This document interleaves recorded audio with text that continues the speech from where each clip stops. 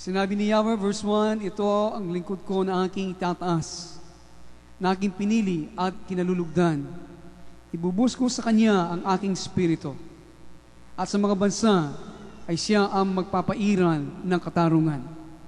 Mahinahon at banayad kung siya'y magsalita, ni hindi magtataas ng kanyang tinig.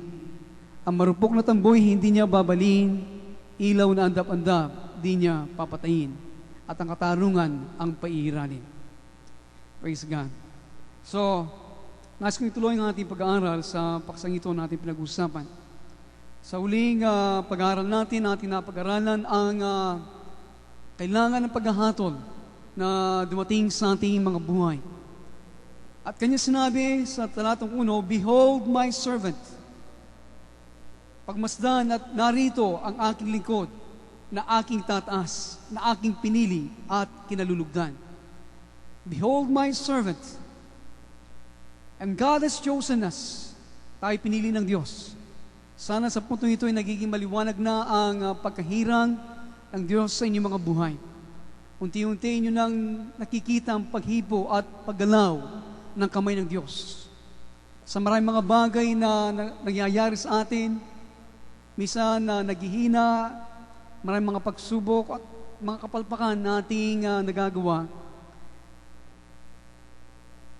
Sa kahabagan ng Diyos, tayo dinadala niya sa kanyang kalooban. Amen? Ito ang kinapapansin sa aking buhay. Excuse me.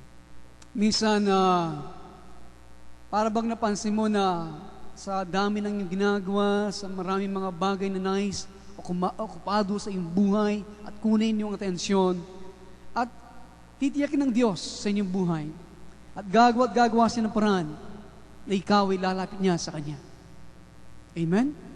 Kaya, our election is working in us. At tayo nagpapasalamat Diyos sa ating Panginoon sa Kanyang walang hanggang pagtitigan sa atin. At alam natin, we did not choose God. God chose us. At we are here in this place, in this room tonight, because God put His Spirit to each one of us. Inilagay niya ang Kanyang Espiritu sa bawat sa atin. At ang tanong at lagi nating sinabi ko sa nakaraan na Wednesday, paano ibang mga tao sa Angeles, what's wrong with them? Nothing in that sense. Okay? Nothing. Alright. Ganang nga nasabi, the closer you are to God, the closer, the higher your calling, the sooner you will come into judgment.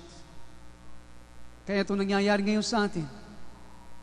The closer you are to God, habang ikaw ay nilalapit ng Diyos at nagiging malapit sa Diyos, the closer, lalo nagiging mataas ang iyong panawagan, the sooner you will come into judgment. Because judgment begins in the house of God. Ang paghahatol ay nagpapasimula sa tahanan ng Diyos. Praise God. At alam natin, God will eventually judge the fallen angels. He will judge the backslidden church, the apostate. He will judge the religious leaders that led the people wrong. Eventually. Ito yung makikita. Kanyang hindi magtatagal, kanyang hatulan ang mga anghel na kanyang binagsak. Kanyang hatulan ang iglesia na tumatalikod sa kanya. The apostate church na ating napapansin sa kasalukuyan. This is the Babylonish Christianity na pinapractice ngayon ng maraming mga iglesia. Marami kong nakikita ang iglesia ngayon at nakakausap sa maraming mga members. Sa nakaraan na linggo, I often visit many workers and members of different churches, big churches sa Angeles City. At kanila sinasabi, we're dying. Kami na namamatay. Ang alam lang, lagi ko nadidinig ay puro joke na lamang sa pulpit. Ewan ko kung meron pa kaming buhay, sabi niya. So God will judge the backslidden church. And He will judge the religious leaders. At nawa tayo mag-ingat. Ahatulan niya mga reliyosong mga pinuno ngayon na dinala ang mga tao sa kamalian. They know within Maraming mga katotohanan na kanilang nadidinig, maraming pakikitungo ng Diyos sa kanila, but they don't want to listen to the Lord. Because of their pride, sila'y nauna na sa iglesia, nauna na sa gawain, matagal na sa ministry, pero ang pakikitungo ng Diyos sa kasalukuyan ay ayaw nilang tanggapin. At mga kapahayagan na kanya sinasabi. Nawa kapag tayo dumating sa ganitong punto, handa tayo magpakumbaba. Timbangin ang lahat ng mga bagay na sinasabi ng Diyos sa atin. He will judge every saved person. Kanyang hatulan ng bawat nalaligtas. In fact, every person upon the earth ay kanyang hatulan. Ang bawat individual. Lahat ng sinilang sa buong sanglibutan ito, maging Kristiyano o hindi. Ito po isang malaking bagay na mangyayari sa hinarap, and we have lost sight of it. Itong isang malaking bagay, this is the big thing that will happen in the future. At hindi ito nakikita at nawala ito ng marami sa kasalukuyan. The big thing in the future is the day of judgment, ang araw ng pag-aatol. Every human being is being brought forward to the day of judgment. Ang bawat mga tao ay dinadala sa araw ng pag-ahatol. Every human being. At dahil po sa mga maling katuruan, we had believed, tayo naniniwala that the Christian is not judged. Ang mga Kristiyano hindi nahatulan. At alam natin hindi ito totoo. Sabagat alam natin, judgment begins within. Dito, sa panloob natin, the conviction of the Holy Spirit. Kasi sa aking karanasan sa Panginoon, bago niya hatulan tayo sa maraming mga bagay, lalo na preferably sa exterior aspects ng ating paghatol, He will judge us inside first. Sa pamagitan ng Espiritu Santo, sa pamagitan ng Kanyang salita, kung hindi tayo nag-take heed doon, He will use circumstances sa ating mga buhay. So, judgment begins within and judgment comes upon him, sa isang Kristiyano, in the form of trials. Okay? In the form of trials.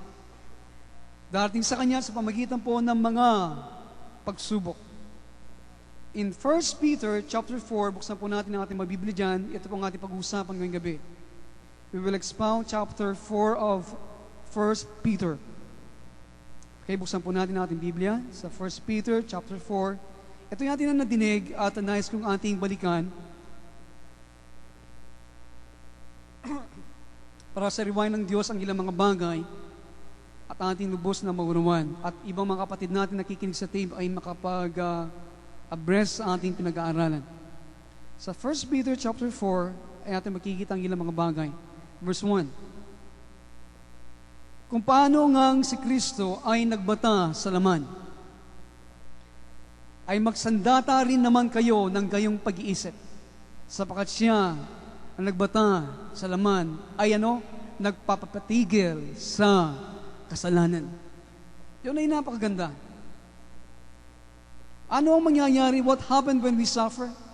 Ano mangyayari sa atin kapag tayo ay nagbata ng mga pagtitiis? You don't know? Right. We cease from sin. Tayo tumitigil sa kasalanan. Subalit, sa akin napansin, kahit ang bagay nito ay progreso. Merong ilang mga bagay sa atin na nangyari at pinahinto ng Diyos na paulit-ulit na nangyayari. Ang tanong, tayo ba ay tumigil? Does we cease from sinning? Sometimes not. Lalo na kapag ang bagay na ito ay nagbibigay ng kaaliwan, nagpapataba sa ating personalidad at sa ating self-centeredness, it is not easy to give up. Gayunpaman, if you have a teachable spirit, a heart for the Lord, it's easy for you to give up that thing. Okay? Sa aking ding paniwala, ito rin ay isang progresong bagay. So, he says from sinning. Verse 2. Upang huwag na kayong mga buhay sa laman sa inyong nalalabing panahon sa mga masamang pita ng mga tao, kundi sa kalooban ng Diyos. Yun ang dapat, upang wag na kayong mga buhay sa laman, sa inyong nalalabing panahon, sa mga masamang pita ng laman.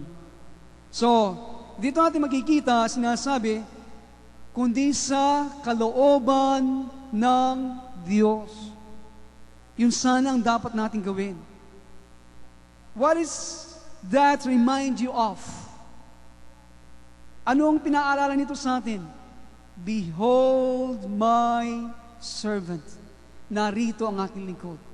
Ang lingkod ng Diyos ay gumagawa ng kanyang kalooban.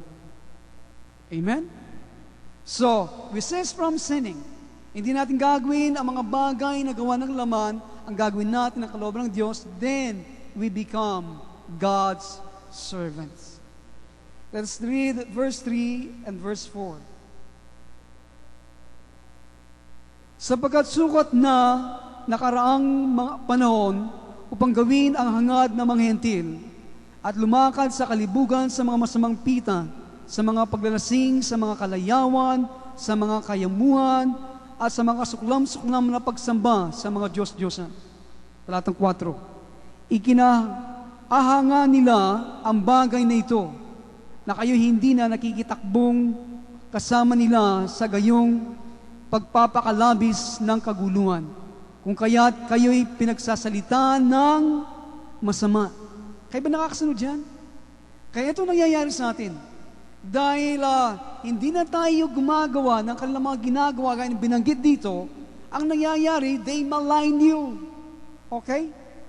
Meron sila sinasabi na masama sa atin. So, pinagsasalita kayo ng masama. Dati kasi body-body natin sila. Subat ngayon, hindi na natin sila kasama, sila na nagsasalita ng masama sa atin. They are maligning us. Subat ang tanong, kayo ba ay kanilang pinagsasalitaan na masama? Sa kasalukuyan. Sinasabi, dati kasama natin sila at ilang mga bagay na ginagawa. So nung tayo humiwalay sa kanila, even Christians are doing this in some forms, okay? So, ang mangyayari, they will malign us. Ang tanong, kayo ba ay kanilang pinagsasalitaan na masama? If not, questionable ang inyong witness, ang inyong pananampalataya. Verse 5. Na sila'y magbibigay sulit sa Kanya na handang humukom sa mga buhay at sa mga patay. So, many things in redemption operates independently of life on earth. Marami po sa mga bagay sa kaligtasan, patungkol sa ating kaligtasan ay kumikilos na hiwalay sa ating pong buhay dito sa lupa. And we're to learn of that. Kailangan po natin matutunan ng mga bagay na yan. I will explain later ang mga ibig sabihin. So, sinasabi siya ay sila'y magbibigay sulit sa Kanya sa handang humukom sa mga buhay at sa mga patay. So, that is not something that ushers you something sa Disneyland. We know that, isn't it? Ang kamatayan ay hindi sa atin magdadala sa atin sa Disneyland. Sana tayo nag-graduate na dyan. Okay? Alam niyo yung ibig sabihin? Para bagang we will go to Never Land doon nandun lang tayo, we will enjoy the scenery. Para bagang yun na lamang ang hope natin sa ating pananampalataya. That does not usher us to the something na magbibigay sa atin ng pagpunta sa Disneyland lamang. So that is a continuation of life. We have to remember that. That is a continuation of life. Ang kamatayan nito po ay isang pagpapatuloy ng buhay. Alam ba ninyo, kailangan ang maging pananaw po natin sa kamatayan ay buhay? Dapat ganito po ang ating maging pananaw sa kamatayan. We have to view that as life. Kapag merong namatay, we ought to say, they were born. Andiyan ba kayo? Kung merong namatay, ako Ako lagi na-invite sa Pulinary eh. Hindi ko nasabi to eh. Pero I will say it next time. Dapat maging pananaw natin sa kamatayan, kapag merong namatay, we ought to say, they were born. Sila ay isinilang. Okay? I'm not kidding, seriously. I'm serious at this point. I believe that. Physical death, ang physical na kamatayan is an entrance. Ito isang pagpasok sa buhay for the Christians. Para sa isang Kristiyano, freedom from the weight of this body. Okay? Kalayaan sa bigat ng katawan nito, opportunity to visit with the saints of all ages. Ito magiging opportunity natin sa pagpasok natin sa buhay, okay? Kapag tayo namatay, magkakaroon tayo ng oportunidad na bisitahin ng mga binanal sa lahat ng kapanahunan. Pasimula kay Abraham, kay Isaac, etc. Lahat ng mga binanal sa kapanahunan. Freedom from the lust of the world. Freedom from Satan. Freedom from the lust of the flesh. So, eto nga ating mararanasan. So, brothers and sisters, isn't death, di ba? Ang bagay na yun, kapag ang physical death ay naranasan mo, ang aking binanggit, ito ay hindi kamatayan. Yung ba'y kamatayan? That's life, isn't it? Yun ay buhay. At hindi ba nakakaya mga kaibigan, kailangan muna maghintay tayo na matagal-tagal bago tayo makapasok sa buhay. Ako ay 40 years old na sa December. Ata. Questionable pa ang aking, wag ko na sabihin yun. I'm closer to life than you are. Isn't it?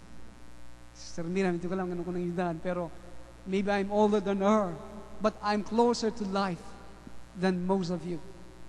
Mas malapit ako sa buhay kaysa sa marami sa inyo. I'm very serious. Misa nga sinasabi ko natin kay Sister Karina, kaya lang ayaw niyang padayag, gusto niya siya mauna sa buhay kaysa sa akin.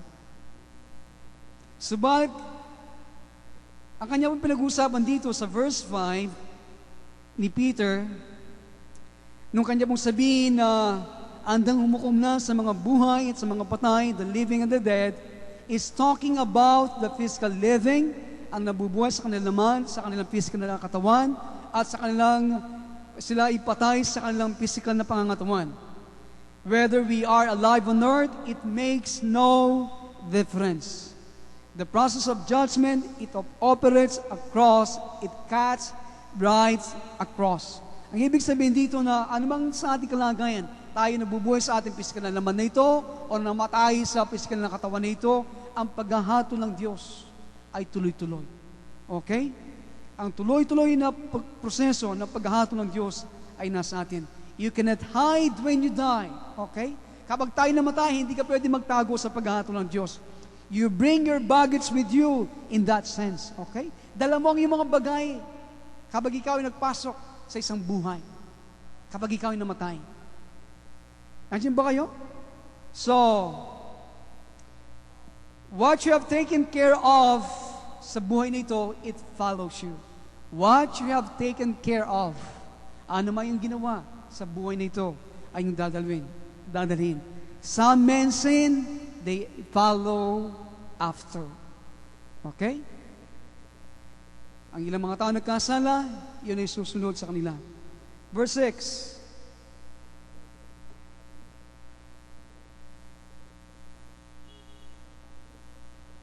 Sapagkat dahil dito, ipinangaral maging sa mga patay. Listen to this. Sapagkat dahil dito, ipinangaral maging sa mga patay ang Ebanghelyo upang sila, ayon sa mga tao sa laman, ay mangaghatulan. Dadapot mga buhay sa Espiritu ayon sa Diyos. So dito ay sa verse 6, kung niyo papansin, madalang ito'y pangaral. We don't dwell on this. Maraming mga ngaral, they don't dwell on this. Yung sinasabi sa verse 6, sapagkat dahil dito ay pinangaral maging sa mga patay ang Ebanghelyo upang sila ayon sa mga tao sa laman ay mangaghatulan. So, most teachers, they don't dwell on this, but neither we shy away from it, okay? Hindi sila nananaan sa puntong ito, pero hindi naman ibig sabihin na ating kaligtaan ang puntong ito. So, sapagat ito ang salita ng Diyos. Jesus Christ came, died for our sins, rose from the dead, and went to the spiritual realm. Alam natin yan. Si Kristo ay namatay at siya muling nabuhay at siya ay pumunta sa spiritual na kaharian. Sana maliwanag na sa atin ang spiritual na kaharian. Ito ang kaharian kung saan kumikilos ang lahat ng mga espiritu. We call that spiritual realm. So, doon pumunta ang ating Panginoon. At ano kanyang ginawa? Ano sinasabi? Ano kanyang ginawa? Ano kanyang ginawa doon? He preached. Hindi ba? Yan sinasabi ng gospel. He preached. Hell is spiritual. Okay? Sa interior of the earth, yung nakalocate ang hell. Doon pumunta ang ating Panginoon. But we cannot see hell literally ang makikita mo ay puro lava. But that is a spiritual hell. So, he preached there. So, ang mga tao doon, absolutely, they were able to listen to the Lord. Ako yung maasa na kahit paano, meron na tayong nalalaman patungkol po sa susunod na buhay. Ito yung ating na laging nadidinig. But I think it's a lot more like down home, okay? Ang buhay pagkatapos natin sa buhay na ito, I think it is like more like down home here than we have an idea. I-preach, okay? Ang ating Panginoon ay nangaral at lahat ng kanilang ginawa, sumunod sila, hindi. Nung sila ay mga patay na, Jesus preached to them. You know what they did? Anong mangaral ng Panginoon? They listened and believed or else they rejected. Naandun ang kanilang ginawa. Nung mangaral ng Panginoon, sila ay nakinig, naniwala, o kaya sila ay tumanggi. At alam po ninyo, siguro, kung tayo nandun, we will love to listen to the Lord's preaching sa mga patay. He preached to those that are dead. Hindi ba siya nangaral sa mga patay? At hindi ba isang bagay na maganda na pakinggan mo siya na nangangaral sa mga patay? It is interesting to see na ano kaya ang kanilang na-perceive, ano mabuting bagay na magiging bunga nila sa kanilang pakikinig sa pangangaral ng ating Panginoon.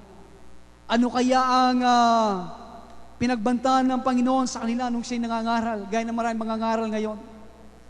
Tinatakot ang mga tao. Ano ganyan kaya ang pangangaral ng Panginoon? Nananakot ba siya? Na kayo mamamatay sa inyong kamatayan. Ganyan ba mangaral ng Panginoon nung siya ay nasa loob o nung siya ay nasa impyerno o nung siya ay mangaral? Okay? We know, and on that time, okay, nung sa panahon ni Lazarus, okay, nasa ibaba pa, no? Baka ma-confuse kayo. Are you still with me? Okay. So, definitely, hindi siya nangaral laban sa araw ng kanilang kamatayan sapagkat sila ay patay na. So sa verse 6, sinasabi dito ating tuloy,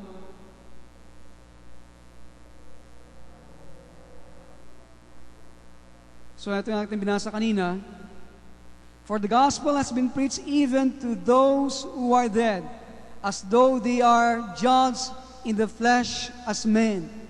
They are judged just as though they are in the flesh.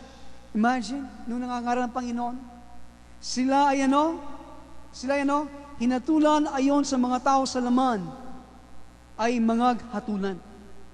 Paano yun?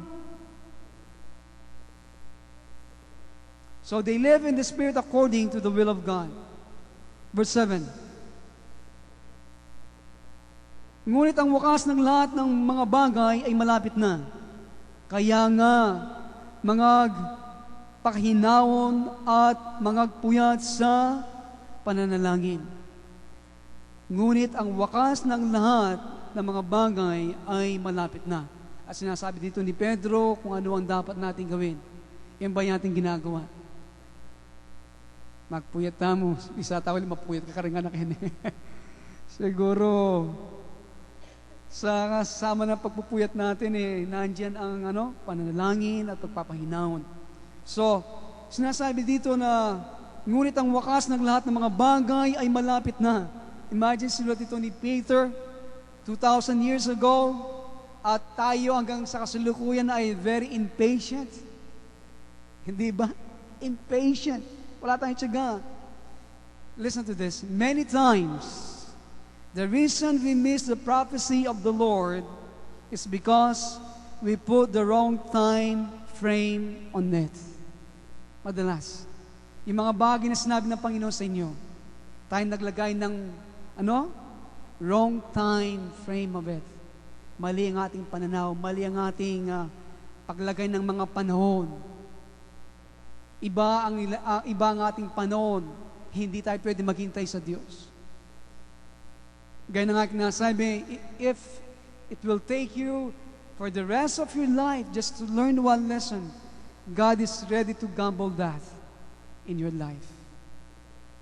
God is ready to gamble that in your life just to learn one lesson. At sa Panginoon and in the kingdom of God, timing is very important. Yun ang mahalaga, ang timing sa Kanya. Sapagkat kung tayo nauna, we will miss God's will. Kung tayo man nahuli, God will leave us. So, gaya ng aking nasabi, lagi ko sinasabi sa inyo, we must be sensitive to the voice of God. Be sensitive, and we must discern and know, cocksure, the voice of the Lord. If not, we will miss the will of God for our lives. Okay? So, at sinasabi ng Panginoon sa atin, verse 8, nauna sa lahat ay maging maningas kayo sa inyong pag-iibigan, sapagkat ang pag-ibig ay, nagtatakip ng, karamihang kasalanan. Napaganda nito, Nandiyan pala sa Bible. Madalas natin na nadidinig ang bagay nito, love covers the multitude of sins. Listen to this. This is very important. Sana ito lang matindihan nyo, ito lang matanim sa inyo ngayong gabi. Alam ba ninyo kung anong ibig sabihin ito ng ating binasa? Love covers the multitudes of sins. Tinatakpan, ang napakaraming mga kasalanan. Anong ibig sabihin nun? Anong ibig sabihin nun? Ano sa palagay nyo? Huwag na kayo mag-isip. Yun what it's exactly said. Hindi ba? So, alam natin yun ang kanyang kahulugan. Tinatakpan natin ang napakaraming mga kasalanan. Baka tapos, ito sana ang matanim sa mga puso ng mga members ng mga churches. At ito'y natanim, sana napaganda ng mga relationship natin. Pero nangyayari ganito, pagkatapos ikaw ilalabas, gossiping, mangadal na kadila, lalo na kapag atikang balo, about your brothers. Alam ba ninyo kung anong ginagawa natin when we gossip? We expose them. We expose them. You make them vulnerable in the spiritual realm.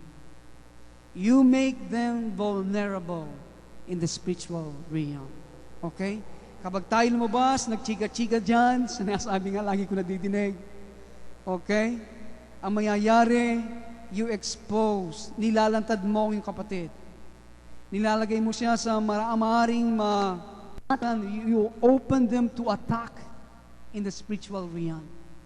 Na binibigyan sa mapapasok sila ng kalaban. So, subalit kung ating silang inibig, idinalangin, this is very hard. Okay? Lalo na kapag maraming ginawa sa iyo at paulit-ulit. So, if you're not walking with the Lord, napakahirap gawin ang mga bagay nito. Marami sa atin, as a church, we have experienced this. And individually. Bilang sa iglesia, kahit ngayon sinasariwa pa at lagi pa sana pumupunta. Pastor, kulto ka na. Lagi sinasabi sa akin, hindi ka naniniwala sa rapture. Lagi. Bakit? Sabi, hindi ka raw naniniwala sa rapture.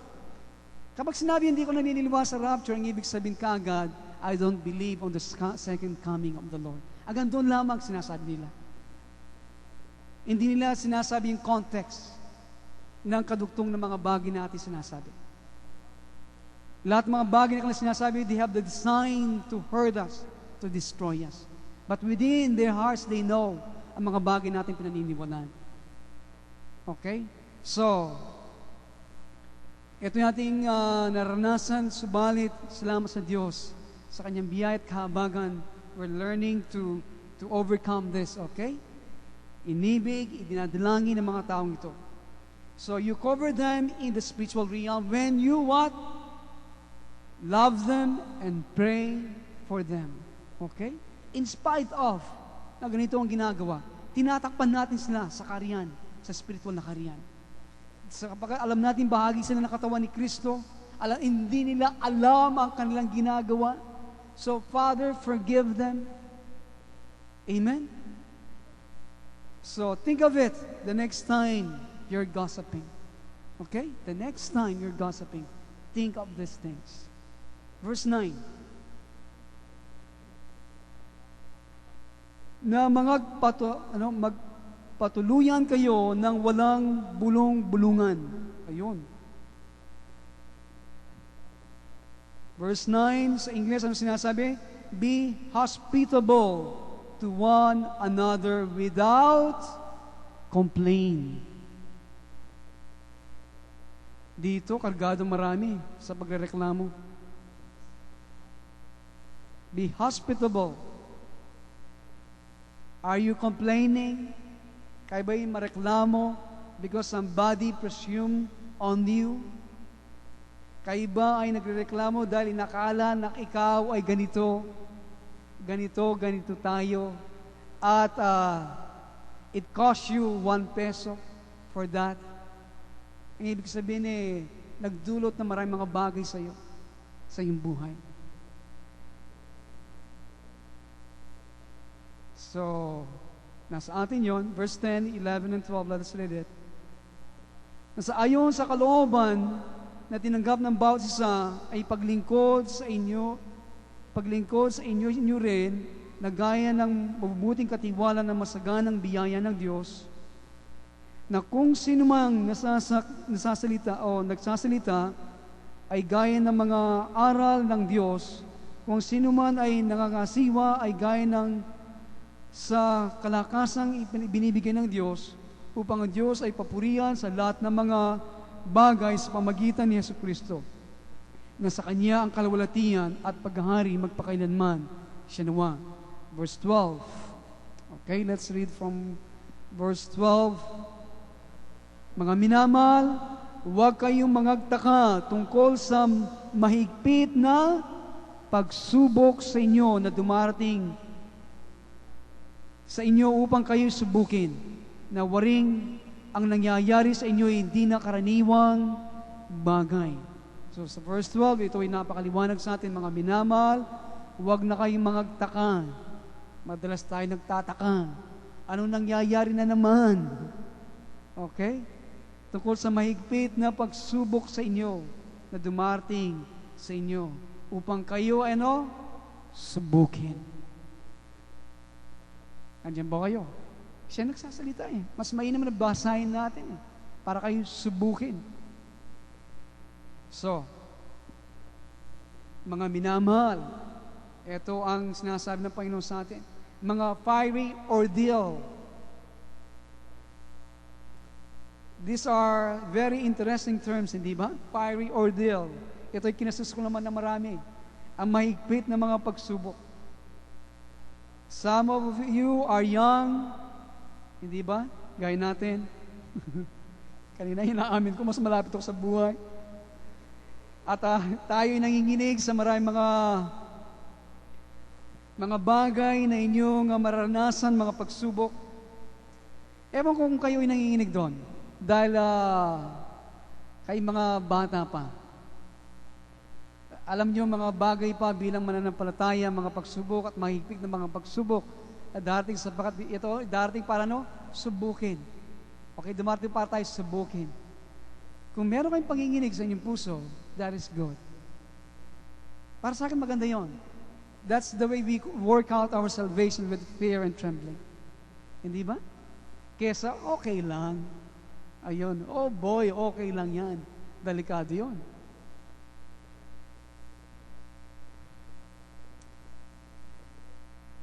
Ibig sabihin, meron tayong panginginig na tayo'y matakot na magkasala, mahulog, hindi mabigyan kasi yan ang tumawag sa atin. So, age come upon you for your testing. Ang edad, habang tayo tumatanda. Okay? Dumating yan bilang pagsubok sa atin. Is for your testing. Huwag natin kasuklaman. Kaya huwag na tayong magmuni-muni pa na tayo magbalik ng last 20 years ago. Gusto natin ganun ang buhay. No, we don't want to go back anymore. Okay? Ayaw na natin magbalik. Gusto mo lang magbalik, Mariat, sa nakaraan mo? Kasama yung mga kasama mo dati? I don't want to. Kanina nga pinag-usapan namin ang ugali, ang asal, ang pagmumura ng mga tao. Napag-usapan namin kung paano ang pera ay binabago ang ugali, ang takbo ng isip ng tao. Sinabi ko sa isang kapatid natin na pastor, kahit ibigay mo ng buong sanglibutan, ayaw kong ipagpalit ang pinoform ng Diyos ng kanyang karakter sa akin. Kesa sa mga bagay na nakikita, pagkatapos ang pera, babaguhin ang ugali ng tao, minamaltrato ang mga tao, inihiyawan, konting pagkakamali lamang, ayaw ko nang yumaman kapag ganyan ang aking pag-ugali. I will never exchange what God is forming in me. His life, His character, and personality. Never. Mayaman ka nga pagkatapos pagtalikod mo anong pinagsasabi sa'yo. Let alone kung anong sasabihin ng Panginoon sa atin. Kaya maging kontento kayo sa mga bagay na pinoporma ng Diyos. There's nothing wrong with money. Yun ang nga sinabi sa kanya. Isaiah is a senator. Si Nehemiah, yung mga Daniel, they are prominent in the government of at their times. Sa gobyerno, mataas ka ng posisyon. Pangalawa, sila ba ay malaking ulo nila? No. So, nasa atin. Okay? So, habang tayo tumatanda, yan ay sa ating pagsubok. So, sana ang ating naranasan na waring ang nangyayari sa inyo, hindi karaniwang bagay. Sana mga bagay na ito, hindi na tayo nagtataka. Okay? At aking napansin talaga, kung ikaw ay nagpapakalapit sa Diyos, maraming mga pagsubok ang darating, gaya na aking nasabi. Alam natin, ito ay mga paghahatol sa atin. At kung ikaw ay gusto magkasala, yan talagang parang highway. Hindi lang salitain, you will experience it. Napakabilis. But when you decide, when you choose to do God's will, when you choose to follow Him all the way, konting akbang pa lang, meron nang naghaharang yan. Meron gumagawa ng paraan para ikaw ay muling ibalik. Napakahirap. Kaya ngayon pa lamang, habang bata kayo, sinasabi sa inyo, huwag mo nang balikan. Okay? Huwag na kayong magtangka sa sanglibutan. O naman. Okay? Kahit konti lamang hanggang maaari. At alam nyo, each time you overcome, a milestone ang paglago nyo naman sa kaharian ng Diyos. At kapag tayo nagkamali, kapag tayo ay pumalpak intentionally, para bagang ang nangyayari, 1,000 milya naman ang ating it's very hard. So, sana you will learn from your experience. Learn from it. So, verse 13. Kundi kayo'y makagalak, sapagkat kayo'y mga karamay sa mga hirap ni Kristo, upang sa pagkahayag ng kanyang kalwalatian naman, ay magagalak kayo ng malabis na galak. Medyo mahirap na translation ng aking binabasa, King James. So, napakaganda na kanya sinabi, kundi kayo'y magagalak, sapagkat kayo'y mga karamay. Dito mahirap ang maraming Kristiyano, ayaw makiramay. Gusto sa sarap, karamay. Sa sa kahirapan na, wala na. Okay? Yun lang mga benefits ng kaligtasan gustong-gusto. Pero yung mga bagay na dapat nilang bayaran, ayaw na. Kaya yung mga faith and prosperity teaching, ito, salungan na dito, no? So, yun ang tinatago Minsan those are the spirit of Antichrist. These are the teaching of Antichrist. Nilalayo tayo sa tunay na salita ng Diyos. So, anong verse yun natin binasa? 13. So, sinasabi sa atin, everything is directed towards the appearing with Him in the day of resurrection. Doon lahat papunta. Okay? Lahat ng mga bagay sa pagkahayag kasama niya sa araw na muling pagkabuhay. Everything is bent toward that. The time when we die is all bypassed in New Testament. Everything is geared to die when He return in His glory. So, eto, kung niyo mapapansin, ang bagong tipan, ang panahon ng ating kamatayan ay kanyang binaypass. Pero, inyo mapapansin, everything is geared. Inyo mapapansin sa buong bagong tipan, lahat ng mga bagay ay sinasabi patungkol sa muling pagbabalik ng Panginoon sa kanyang kalwalatian. So, let's read from 14, 15, and 16. Kung kayo mapintasan dahil sa pangalan ni Kristo, ay mapapalad kayo. Kayo ba napipintasan sa pangalan ni Kristo? Amen. Kung hindi, ibang kapintasan. Sapagkat ang Espiritu ng kalwalatian at Espiritu ng Diyos ay hinggalay sa inyo. Ngunit huwag magbata ang sino man sa inyo na gaya ng mamamatay tao o magnanakaw o manggagawa ng masama o gaya ng mapakialam sa mga bagay ng iba. Aro, Diyos kami turang tangkar.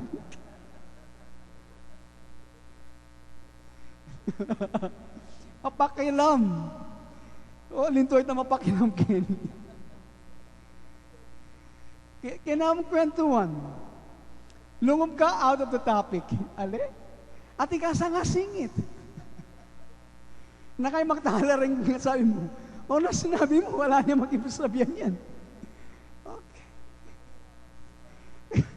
Kaya, talagang diretso salita ng Diyos, no?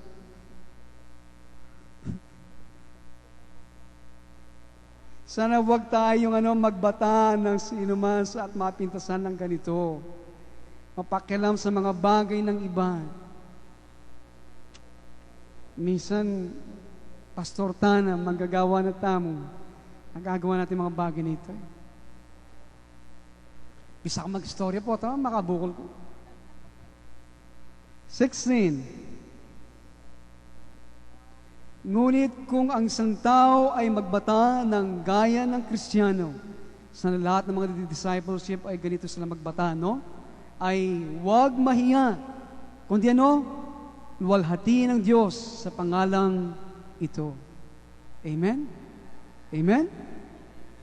Now, saan papunta lahat ng mga bagay nito? It is time, what? For judgment to begin. Doon pa simula. Dito papunta lahat ng ito. Oras na magpasimula ang paghatol. Subalit sana, huwag na kayong magtanong. Akala ko yung paghahatol ay nakalipas na. Yan ba'y dumarating sa pag-iisip?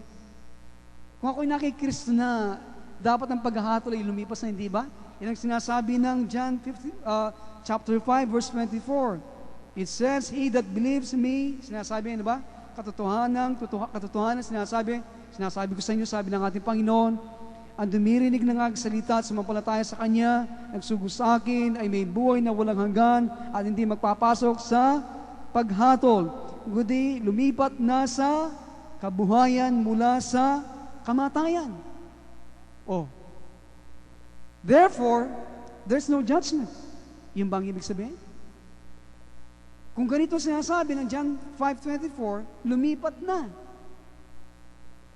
sa kabuhayan mula sa kamatayan, wala nang paghatol.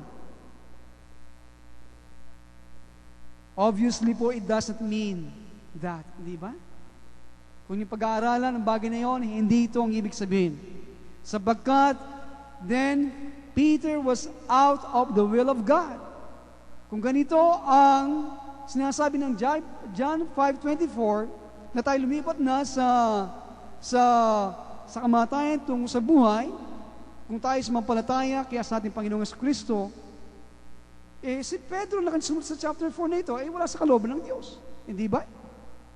How many believe that Peter was writing out of his own fleshly spirit? Sabi sumusulat ayon sa sarili niyang laman o spirito? Definitely no, hindi ba? So, John 5:24 means something other than what is said out to be na sinasabi ngayon at interpretation ng maraming pastor. Lalo na yung mga proponents ng eternal security. Yung mga taga-suporta ng eternal security at mananampalataya. Babasahin nila sa ito wala na ako sa pag-aatol. Hindi ba? Pero si Peter naman, judgment must begin at the house of God at mga binasa natin. Para bang magkasalungatan, hindi ba? Pero hindi. Iba ang sinasabi dito. Anong sinasabi dito about the judgment? Was he talking about judgment? He's talking about suffering. Yun, okay? Yung judgment na pinag-usapan dito is talking about suffering. Pagbabata, pagtitiis. Anong purpose ng pagbabata at pagtitiis? Anong purpose na ating binasa? To get rid of sin. Suffering. Because the time has come to judge the living and the dead. The time has come that judgment must begin at the house of God. At ano ang dulot at dala ng paghahatol? Ano ang dala ng paghahatol? Anong dulot nito? Testing. Di ba? Kapag tayo natulan, ang kasama niyan, pagsusulit o pagsubok sa ating mga buhay. So, ang nangyayari sa atin, we all like to be religious. Marami sa atin. We all like to be religious. Gusto natin lahat ay maging reliyoso, mga reliyosa. We all like to put on a real cool exterior. Gusto natin yan Yun natin gustong binibis, yung talagang malamig na nakikita sa atin. Gusto yung smooth, okay? Pero sa loob naman, ang nangyayari sa atin, kumukulo sa loob natin, katulad namang pinatubo. It happens. Okay? Nangyayari ito sa atin. Cool tayo sa labas, okay? Nakikita sa atin, pero within, nandyan, kumukulo ang mga pinatubo sa atin. Subalit gusto natin yung mga tao nakakita sa atin, kanilang isipin na hindi tayo na-upset. Hindi ba? Yung nakakita, gusto natin lagi tayong nakikita, gusto natin nakikita nila sa atin na at isipin na tayo, hindi tayo nababalisa, o hindi tayo tumataob. Hindi ba? Pero tanungin mo ng ating mga asawa, silang tanging nakakalam. Hindi ba? As our wives, they know better. Our husband knows better. Ang ating mga magulang, they know better. Ang ating mga kapatid, they know better. Hindi ba? So in the church, we are so sweet. Sa loob ng iglesia, napakatamis natin. Gaya ko. Perfect example. Ako. We are so sweet and unflappable, sinasabi nga. Laging lumilipad, pumapagaypay. We may come, ito nangyayari minsan sa amin, we drive to the church, we are so sweet, fighting. Pag turn mo sa ignition key, okay, pagpunta dito, nasa jeep ka pa, you're fighting, you're quarreling, but the moment, andiyan ba kayo? The moment we pass that gate, pagpasok natin dyan, sa gate na yan, the transformation, ayun. The Christian transformation has taken place. Nagbago biglang pagbabago yung Kristiyanong pagbabago. Ang naganap, we are lovely and flappable and darling. Well, ang bagay na yun po ay walang nagagawang mabuti sa Panginoon. Di ba? May kanya-kanya tayong style eh. Di ba? Andiyan ba kayo? Dahil the Lord is not trying to see, remember this, the Lord is not trying to see how we can smooth over the volcano of iniquity that is in us. Hindi na dinig yun? Ayaw na makita ng Diyos, yun eh, paano natin matakpan yung bulkan ng kasama na nasa loob natin. The volcano of iniquity that is in us. And we begin to persuade ourselves, minsan kahit natin ang ating sarili, hey, you know, I'm not so bad after all. Minsan dumarating tayo gano'n, di ba? Hindi naman ako gano'n masama eh. At ang mangyayari sa atin, okay lang, pretty smooth, pretty mellow, at ang gagawin po ng Diyos sa atin, He will look down into our hearts. Listen to this. Kumukulo tayo dyan, no? We're fighting, papunta dito o sa bahay. Andang-anda ka na, pagkatapos nakapagsalita ka ng isang salita, pumutok ng bulkan, ano, ganun ba? Minsan may nangyayaring ganun eh. Pagkatapos, pagdating natin dito, sudden transformation, from caterpillar to, ano yon? To a butterfly. Pagkatapos, ang Diyos ay walang nagagmabuti sa Diyos yon. At tayo ay kahit na okay lang ating ginagawa, ang mangyayari, ang Diyos ay titingin sa ating puso, hindi sa ating mga salita. At alam ba ninyo anong gagawin ng Panginoon? Okay, kayo nakaranas ito, anong gagawin ng Panginoon? Nice natin ang mga bagay eh. Meron sa ating transformation eh.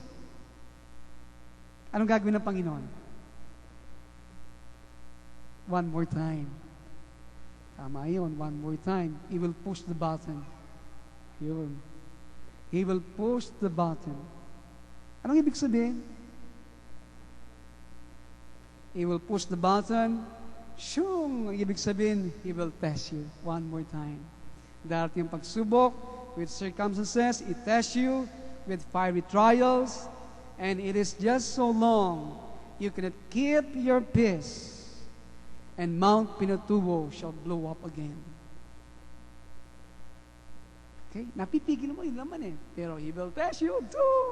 Talagang lilipad na. Hindi mo na mapigilan yun. Hindi mo na matatago. Puputok. Pagkatapos kapag pumutok, eto naman, marami pa, hindi pa tapos eh. Pumutok na. Then you justify it. Mga tuwirang ka. And you say, sa aking kaso naman eh, hindi naman really temper yan eh. Righteous indignation yan eh. Righteous indignation yan. Hindi naman temper yan eh. Hindi naman mainitin eh. Righteous indignation, yung talagang, yung matuwid na, galit yan eh. Talagang madulas. What is God after? Is judging. Okay? Is judging. Etong hinahangan ng Diyos. Tayo kanya hinatulan because if you don't have clean up, kung hindi tayo lilinisan ng Diyos dito, ang bagay na yon ay dadalhin mong kasama mo. Okay? Because physical death, alam natin ang physical na kamatayan, ay hindi alisin yung mga mabulok mo, mga disposisyon. Hindi ba? Ang physical na kamatayan, hindi alisin. Yan ay dadalhin mo. You know that, isn't it? We know that. So, you're going to take it with you. So, sin didn't begin here. Ito'y pinangaral at laging pinapangaral. Alam natin, kasalanan hindi nagpasimula dito. Saan nagpasimula ang kasalanan? Kung hindi niyo pa nalalaman hanggang ngayon, hindi kayo nakikinig. Saan nagpasimula ang kasalanan? Okay, sin began around the throne of God. Hindi nagpasimula kay Adam yan. Nagpasimula sa trono ng Diyos. Doon nagpasimula ang inggit. Doon nagpasimula ang hatred. Doon nagpasimula ang murder. Doon nagpasimula ang gossip. Doon nagpasimula sa backbiting. All began in the spiritual realm around the throne of God. Imagine, around the throne of God. Doon nagpasimula ang kasalanan. So, wag nating isipin na kamatayan, it will make an angel out of you. Okay? Hindi ka gagawin biglang anghel. Because it is not. So, tanong ng iba, anong magiging pagkamatay nila? Gusto nila kaagad, they will go to the New Jerusalem, okay? Alam natin yan, hindi ganon. Pero hanggang ngayon, alam ba ninyo mga simple things natin pinag-aaral dito? Even pastors and workers, mga members, 20 years Christians, hindi na mga bagay na ito. Akala nila kamatayin straight doon sa Disneyland o nasa Laguna, Enchanted Kingdom. Kung nandun lahat na nasa corner merong ice cream, kumakain. Sa New Jerusalem, akala nila ganito, yun ang gagawin nila. Sa bawat corner merong ice cream. Na kumakain na laging ice cream na hindi naman tumataba. Yun ang iniisip nila. Okay yan eh. Kain ng kain pero hindi sila tumataba. And the streets of gold, no bills, nothing, no dread, no fear, nothing, just me. Okay, ito sinasabi nila, ako lang, heading my own way, nagagawa ko ng aking gusto. But then, ito mangyayari, nung sila nasa Golden Street na, nasa langit na sila sa paradise, lumalakad na sa kalsadang ginto, at bigla, merong, umakbang sa harapan nila. Ayun. Lumalakad, siyempre. Sa gintong kalsada, yun ang pangarap eh. Bigla merong humarang sa harapan nila. Somebody stepped in front of them. Anong sa palagay niyo mangyayari? Ha? Okay, mag-imagine tayo. Ano palagay mangyayari sa isang Kristiyanong ito? Kumakain na siya ng ice cream, hindi naman tumataba. Kanyaman siguro.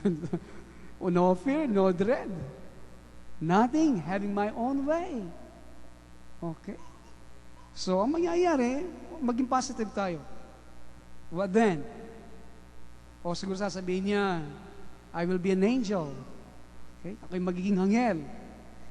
I will not feel anything. Wala akong madadamang kahit ano. Yun ang kanilang pananaw. Masasabi natin yes, sapagkat sinasabi niya at sasabihin niya sa gagawa sa kanya, by all means, in honor, preferring one another, nag-quote siya. Well, if that were true, kung bagay nito ay kanyang tutong gagawin, then what does this chapter refer to? Anong tinutukoy ng chapter nito? Bakit siya'y nangaral sa mga patay? Katulad ng mga tao na nasa laman. So, the time has come, the judgment to begin. Sa magpapasalim ng paghahatol? Sa lahat ba ng makasalanan sa balibago? Sa mga rapists? The time has come, the judgment to begin. Where? At the household of God. Ano pong katuturan ibubungo nito sa atin? And if you were the servant of the Lord, and we're going to be the one to bring justice to the nation, kung tayo magdadala ng katarungan sa mga bansa, and we're going to be the ones to do all these things, well then, kung si Kristo po ang ating ulo at ang Panginoon, the Master, who without doubt is greater than any of us, siya ba'y mas dakila kaysa sa atin? Do you believe that? Siya mas dakila kaysa sa atin? Okay. Have to suffer. Kailangan siya magbata at magtiis to learn obedience to God para siya matutong sumunod sa Diyos. What in the world must be true of us? Anong dapat maging totoo sa atin? Andiyan ba kayo? Anong dapat maging totoo sa atin? Yun. The scripture said something very significant. Listen to this. It says in 2 Corinthians 10:6, buksan niyo mga Bible dyan, this is very significant. Ito yung napakahalaga. 2 Corinthians chapter 10 verse 6, sinasabi, I will end up on these things. Now being in readiness, sinasabi, now being in readiness has been fulfilled, sinasabi, at nangahanda upang maghiganti sa lahat ng pagsuway kung maganap na ang inyong pagtalima. Ano kaya ibig sabihin nito ni Pablo? Nangaghanda upang maghiganti sa lahat ng pagsuway kung maganap na ang inyong pagtalima. Sinasabi, now being in readiness to avenge all disobedience once your obedience has been fulfilled. Ano kaya ibig sabihin niya sa atin? So, kasi marami po sa atin tayo ay napakainit na makiganti sa lahat po ng mga disobedience. Hindi ba? Ang ibig sabihin ako lang mismo ay nakakaroon ng ibang pandama. Gaya na nangyari sa yung mga mapatay mga innocent children. So, these are children of disobedience. Ako gusto na kagad makiganti ang Diyos dito At sinasabi naman ng ating binasa, God is ready, hindi ba? To avenge. Makiganti sa lahat ng mga disobedience. Nagraransom, pinapatay mga bata. Makakuha ng pera, pakatas pahirap ng mga magulang. Nagkakaroon ako ng gusto ko rin gumanti Ang mga station of children ngayon, mga dalaga, gaya na nasabi, ingat. Ang panahon natin ay hindi na pabuti, hindi pasama ng pasama. Kakusapin ko yung mga dalaga sa Saturday. Ngayon sasabihin ko na. Si Major Tuning, last picnic natin, nag-usap kami. Yung kapitbahay lang lamang nila, 11 years old, grade 6. Sinusundo lang yung kanyang kapatid sa Chinese lip lane. Kinuha ng 4 na lalaki at ginamit siya. Dinal sa isang motor sa harapan. So, iba nga kinadadama sa ganitong bagay. Ingat ang kailangan. So, God is ready to avenge this disobedience. Pero ang sinasabi, kaya sinasabi ng mga dominion now theology, ang mga ganito dominion now theology, na ito ay sila, ang kanilang theology, ang kanilang katuruan, sila ay lalabas sa pamagitan ng pananampalataya at kanilang itutuwid ang sanglibutan. Ito ang bunga ng faith and prosperity message. Okay? Panahon na, sabi na, ang kinin natin kaharian ng Diyos. Kailangan lahat ng mga namumuno sa buong sanglibutan, mga presidente, lahat ng baba ay maging Kristiyano. Kaya minsan sa kanilang kamay, kinukuha ang katarungan. Okay? By faith, sabi, ang kinin natin. Ituwid natin sa libutan. Alam po ninyo, ang problema po sa ganitong kaisipan, ang mga proponents ng dominion theology ito, ang mga taga-support ng dominion theology, gaya ng ating nabasa, hindi pa sila o hindi pa naganap ang kanilang pagtalima. Their obedience has not been fulfilled. Okay? Gusto nila maganda yun Pero naging ganap na kaya yung kanilang pagtalima? God will not avenge all disobedience. Hindi magiganti ang Diyos sa lahat ng mga pagsuway hanggang lahat ng pagtalima o pagsunod ay naging ganap na. So lahat na kayo nakasalalay sa atin. Hindi ito nalalaman ng mga Kristiyano Gaya lang pagdating ng ating Panginoon. Sino kanyang pakakasalan? Kung ang kanyang babaeng pakakasalan, hindi pa nakaanda. Pero anong business ng Kristiyano ngayon? Iba ang kalang iniisip. Hindi sila mahihanda sa kasalan. Labas ng labas dito. Napakahirap nun, hindi ba? Gusto mong pakasalan ng babaeng ito. Hindi mo naman siya mahuli. Iba ang kanyang ginagawa. Mahirapan ng Panginoon, hindi ba? So, ganitong kalagayan ng iglesia sa kasalukuyan. All I'm saying is ganito, hindi mo makatulang kahit sino bilang hukom. We know God, some of us will be called a righteous judge, hindi ba? Ito magiging gaway natin sa kaharian na darating, ang iba sa atin. Hindi bababa hindi ka bababa at maging matigas sa mga tao ng sanglibutan na may matigas na kalooban o sa kalooban at magmagsik. At sa mga fallen angels, we know we will judge fallen angels also until the self-will and the foulness and the rebellion is taken out of you. Okay? Hindi mo pwedeng gawin ng mga bagay na ito, yung mga gagawin mo sa hari ng Diyos. Hindi ka pwedeng maghukom. Hukumin ng mga tao na mapaghimagsik. Merong sariling kalooban. Okay? Ang mga ibinagsak na anghel ng Diyos, hindi mo pwedeng atulan mga taong ito hanggang mismo ang paghimagsik ay naalis sa iyo. Okay? Kaya sinasabi, having the readiness, handa ng Panginoon to avenge all disobedience when your disobedience has been fulfilled. Nakita niyo ba ang katotohanan yun? Kaya, sana ng aking dalangin, ang inyong pagtalima sa Diyos ay ating bigyan ng panahon. Okay?